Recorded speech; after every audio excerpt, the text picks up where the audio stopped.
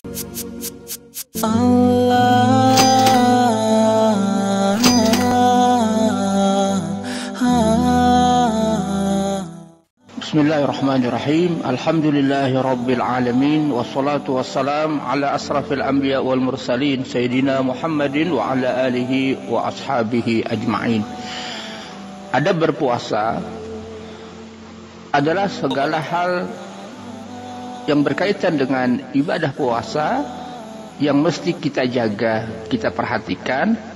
Di antaranya adalah ayyakuma as-saimu bima aujaballahu alaihi minal ibadat al-qauliyah wal fi'liyah. Hendaklah orang yang berpuasa melaksanakan apa yang Allah perintahkan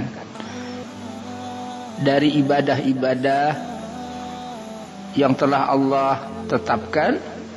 Di antara yang paling penting adalah al-hirsu ala salamatil aqidah minasyirki, menjaga diri jangan sampai terjebak kepada kesyirikan, menyekutukan Allah. Wa ada'i shalah, dan melaksanakan ibadah salat. Bi ayyu addiyaha fi waqtiha bi surutiha wa arkaniha wa wajibatiha, dengan melaksanakannya dengan baik, menjaga syarat-syaratnya, rukun-rukunnya, apalagi dilaksanakan dengan berjamaah, karena nilai salat berjamaah itu lebih utama daripada salat sendiri. Salatul jamaah afdalu min salatil fadzi bi 27 darajah.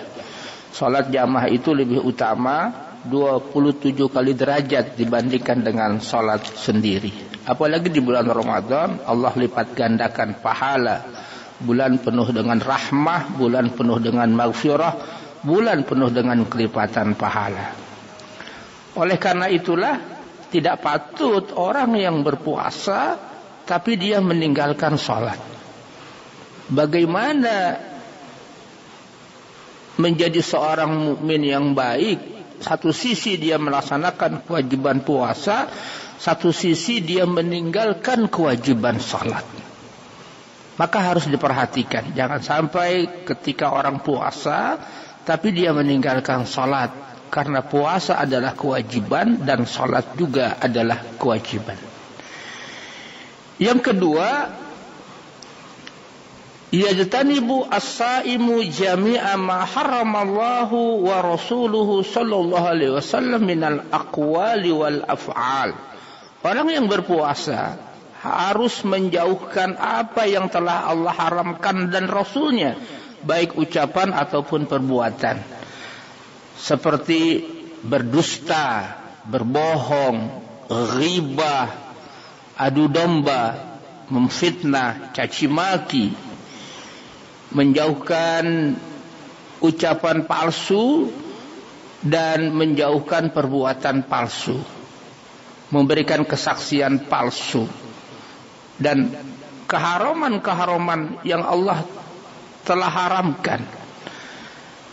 Maka tidak punya nilai seorang hamba yang berpuasa dia menahan makan, minum dan jimat, sementara dia berghibah, dia memfitnah, dia mengadu domba, dia berbohong, dia melakukan keharaman-keharaman yang telah Allah haramkan.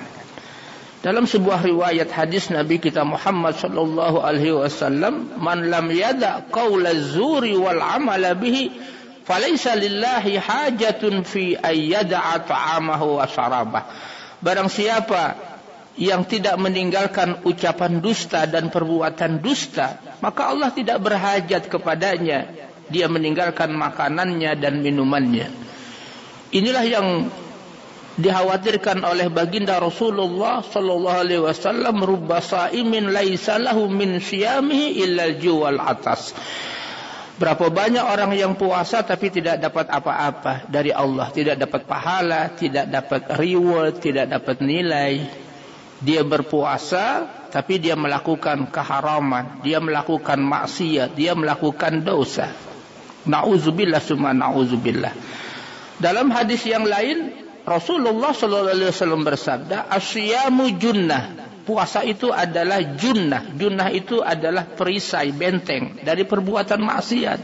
Maka kalau orang puasa, mesti membentengi dengan puasanya itu dari maksiat.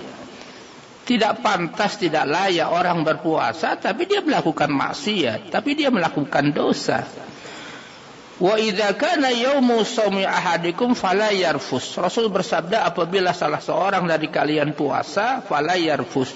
Jangan melakukan rafas, jangan berkata keji, berkata kotor, menghibah, memfitnah, termasuk jangan menebarkan berita hoax. Ucapan zaman sekarang bisa ditransformasikan dengan hanya beberapa jari, dengan WhatsApp, BBM, Twitter dan lain sebagainya. Itu pun bagian dari sebuah kemaksiatan. Ucapan kebatilan, ucapan bohong ditransformasikan dengan bahasa tulisan. Allahu Akbar. Oleh karena itu, ketika Anda puasa, ketika seorang muslim berpuasa, maka kata Nabi, jangan rafas. Wala yaskhab. Ketika salah seorang dari kalian berpuasa, wala yaskhab, jangan membuat kegaduhan, jangan membuat keributan.